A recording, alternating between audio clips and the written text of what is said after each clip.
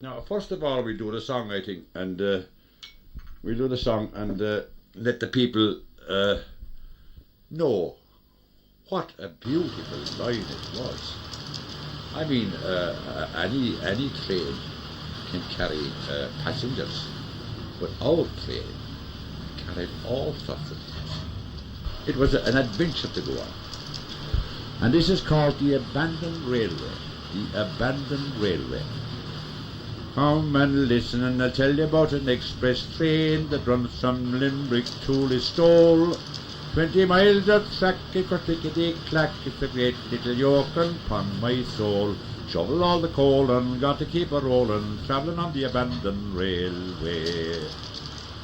Down the line 4 miles an hour, the engine driver he did shout. Well, I'm feeling dry, there's a pub nearby, put on the brakes and we'll all get out. Shovel on the coal and got to keep a rollin', travelling on the abandoned railway. There is old Mick Kane who drives the train, he's 87 and a fine strong lad. And little George Stack with a hump on his back, so he's shoveling coal like a man gone mad. Shovel all the coal and got to keep a rollin', travelling on the abandoned railway. Out they came with shouts of glee, the publican put on the light. They were drinking fine when the Tinker O'Brien leapt from his stool and started to fight.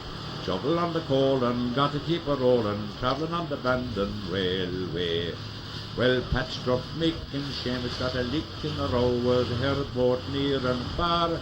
And Barney O'Toole with the face like a mule got up and smashed all the glasses in the bar.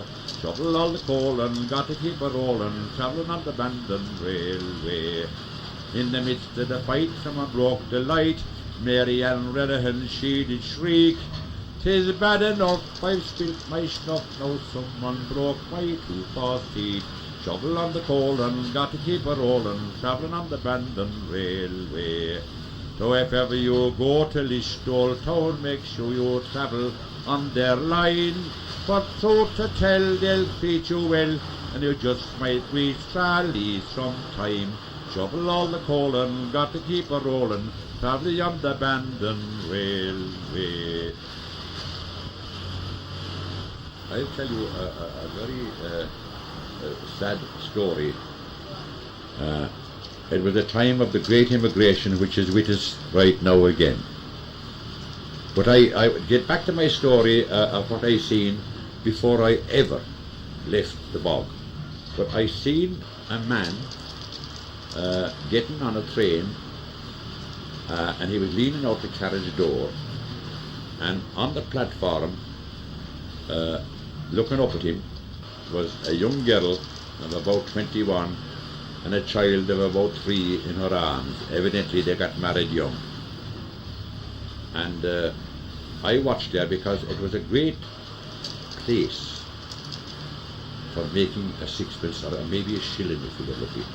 There was no porters as such, you see. And you met the train.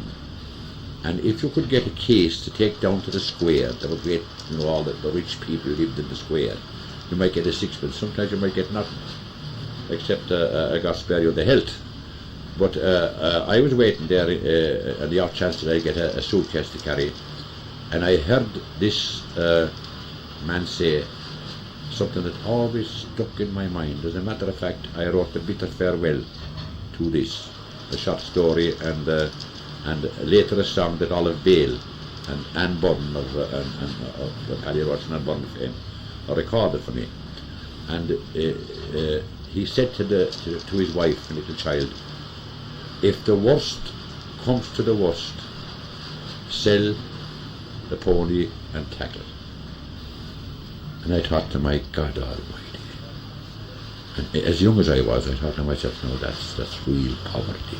And it was real poverty.